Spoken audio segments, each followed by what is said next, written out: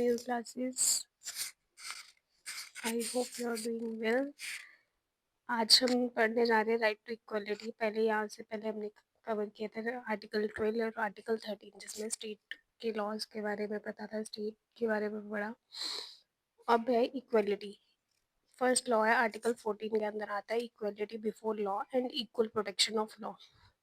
Article 14 क्या कहता है? हर पर्सन इक्वल है लॉ के आगे।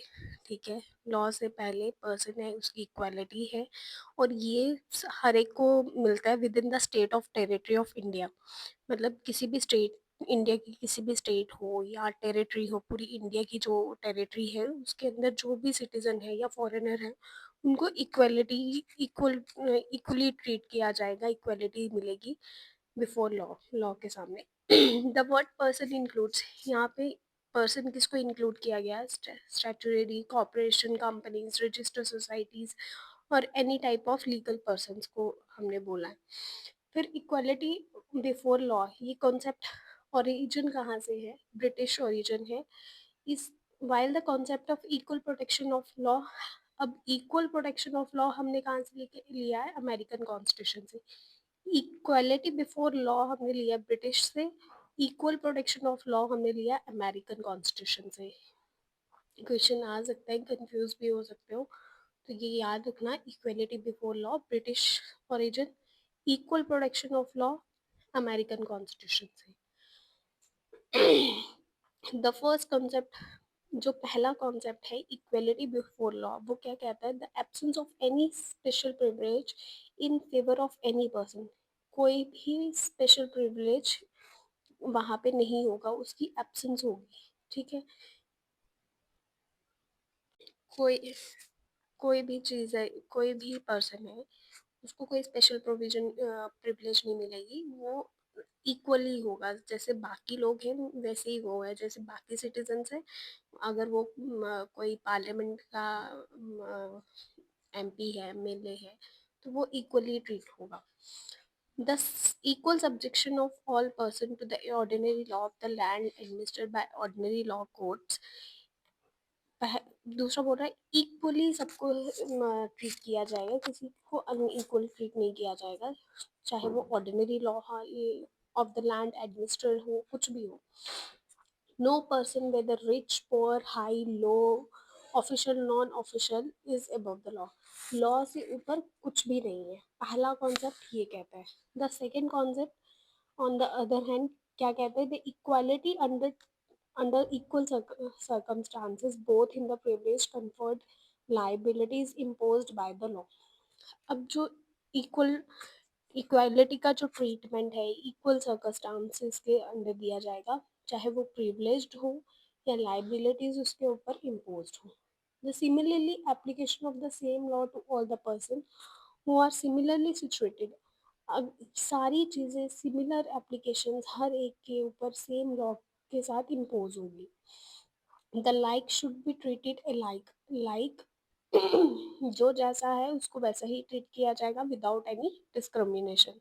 दस the former is a negative concept while the latter is positive concept. जो पहले का कॉन्सेप्ट है वो थोड़ा नेगेटिव है, बाद वाला कॉन्सेप्ट जो है वो पॉजिटिव है। However both of them aim to establish, अब दोनों का एम क्या है? इक्वलिटी में लाना। ठीक है, इक्वल स्टेटस देना, अपॉर्चुनिटी देना, जस्टिस देना।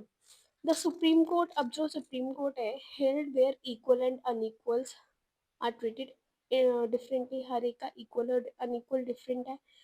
आर्टिकल 14 डज नॉट अप्लाई, वहाँ पे आर्टिकल 14 नहीं अप्लाई होता। While article 14 forbids class legislation, कहाँ पे फॉरबिड है? क्लास लेजिस्लेशन में। और it permits reasonable classification of person. Reasonable classification of person ये होगा, अगर आप कहीं पे एम्प्लॉय हो, यू आर द बॉस, तो आपको वैसा ही इक्वल ट्रीटमेंट मिलना चाहिए जैसे एक बॉस को मिलता है। और वहाँ पे ही कोई पेन है तो उसको वैसा ही ट्रीटमेंट मिलेगा जो जैसा वो पेन है। अब वो ये नहीं बोल सकता ना पेन कि मुझे बॉस की तरह ट्रीटमेंट दो, और बॉस ये नहीं बोल सकता मुझे पेन की तरह ट्रीटमेंट दो। कोई भी किसी की तरह नहीं बोल सकता। बॉस के ऊपर भी कोई हेड होगा, वो ये नहीं बोल सकता मुझे मेरे हेड की तरह ट्रीटमेंट दो। तो जो जिस पोजीशन पे है उसको इक्वली ट्रीटमेंट मिलेगा। But the classification should not be arbitrary, artificial and इनमें ये कोई आर्टिफिशियल नहीं है, rather it should be based on intelligence, मैंने बोला ना, based on intangible difference and substantial distinctions के बीच में। अब रूल ऑफ लॉ क्या है? The concept of equality before law is an element, ये क्या है, एक एलिमेंट है of the concept rule of law is propounded by A V Dicey. इसको किसने प्रोपाउंड किया था? एवी डाइसी ने, जो ब्रिटिश जूरिस्ट थे। सॉरी, पूछ सकते हैं। अब रूल ऑफ लॉ का कॉन्सेप्ट क्या है? इक्वलिटी बिफोर लॉ, इक्वल होने चाहिए लॉ से पहले। Absence absence of arbitrary absence of arbitrary power, that is no man should be punished except for a breach of law। कोई भी आर्बिट्रेरी पावर, कोई भी मैन, जब तक उसने कोई लॉ को ब्रीच नहीं किया तब तक उसको कोई भी पनिश नहीं करेगा। Equality the law, that is equal subjugation of all the citizens, equally सबको ट्रीट किया जाएगा, चाहे वो ऑफिशियल है, हाई है, लो है, रिच है, पुअर है, to the ordinary law of the land administrated by the law or by the ordinary law courts। जो ordinary law courts एक rich के लिए है, वही poor के लिए है, एक high के लिए, एक low के लिए, सबके लिए equal है। The primacy of the rights of the individual, that is the constitution is the result of the rights of the individual। अब जो constitution का जो rights है individual है, उसे enforced by the courts of law, इसको कौन enforced करता है? court of law, rather than the constitution being the source of। अब कॉन्स्टिट्यूशन क्या है? हमारे हमारे सोर्स है, हमारे लॉज का सोर्स है। हमें हम लोग एक है, हमें जो राइट्स प्रोवाइड होते हैं वो कौन कर रहा है? सोर्स क्या है? हमारा कॉन्स्टिट्यूशन ही है ना। The first and the second element are applicable to Indian system. जो फर्स्ट और सेकेंड है वो इंडियन सिस्टम में है, not the third one. Third one को हम नहीं करते। The Indian system, the constitution is the source of the individual right. Constitution क्या है? सोर्स है इंडिविजुअल राइट्स का। The supreme court held the rule of law is embedded in article 14। ये embedded है आर्टिकल 14 में, ये बेसिक फीचर है हमारे कॉन्स्टिट्यूशन का। Hence it can not be destroyed even by amendment. अगर हम जो ये it can not be destroyed, ये डिस्ट्रॉय नहीं होता है थ्रू अमेंडमेंट। अब एक्सेप्शंस क्या है? The rule of equality before law is not absolute, ये एब्सोल्यूट नहीं है। There are some constitutional and other exceptionals भी हैं, प्रोविजंस हैं। The president of India and the governor of state enjoys the following immunities. कुछ immunities है, कुछ उनको छूट दी हुई है अंडर आर्टिकल 361। इम्यूनिटीज हो गई, कुछ उनको प्रोटेक्शन दी है। The president and the governor is not answerable to any court. जो प्रेसिडेंट है और गवर्नर है, ये किसी को भी आंसरेबल नहीं है, किसी भी कोर्ट में आंसर नहीं कर सकते।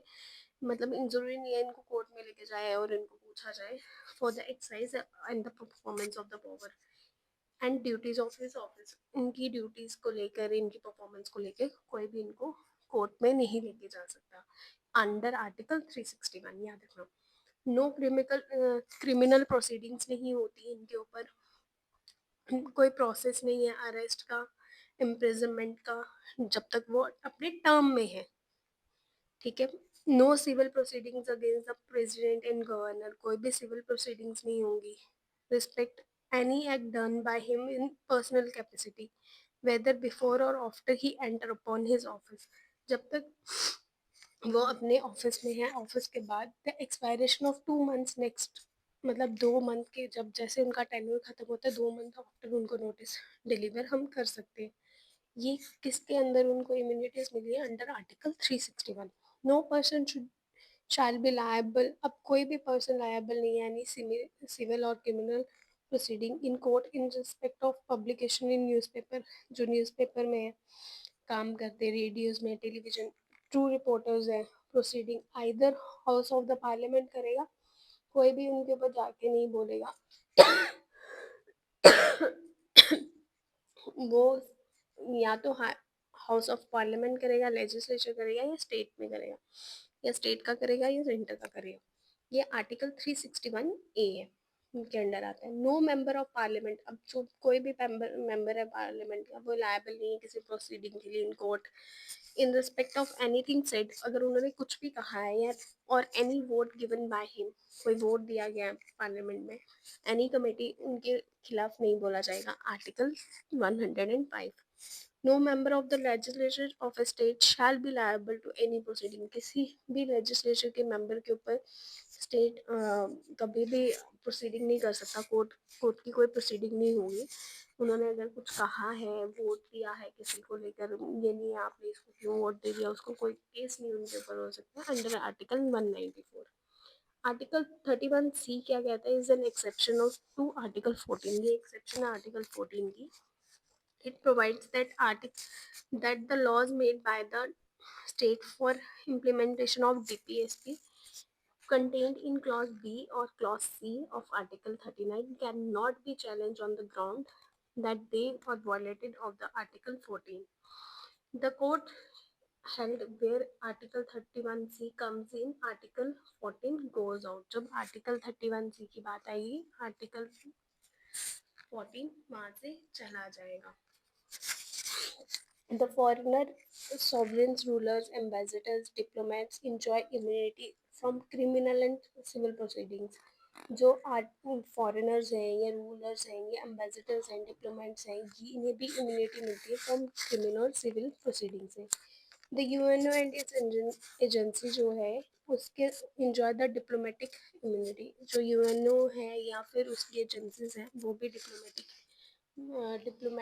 इम्यूनिटी इंजॉय करती हैं। ये है हमारा आर्टिकल 14। That's it. कल हम पढ़ेंगे आर्टिकल 15। तो थोड़ा गला भी ठीक हो जाएगा और एक एक घंटे की वीडियो आना स्टार्ट हो जाएगी। Thank you very much, bye bye.